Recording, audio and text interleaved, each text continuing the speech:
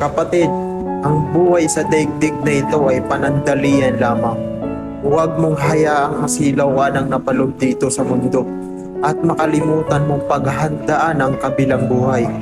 Huwag kang magtaka kung bakit maraming ipinagbabawal sa Islam dahil ang mundo ay kulungan ng mga Muslim at ang mga kafir ay ito ang kanilang paraiso. At nararapat sa isang Muslim na kanyang magampanan ang kanyang tungkulin ng pagiging Muslim dahil sino man ang hindi tumupad sa kanyang tungkulin na pagiging Muslim ay katiyakan na may nakapataw na kaparusahan sa kanya sa kabilang buhay.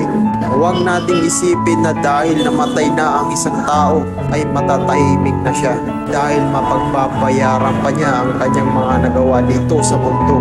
Mabuti man ito o masama, kung iniisip mo ang iyong kapakanan dito sa mundo, isipin mo rin ang iyong kapakanan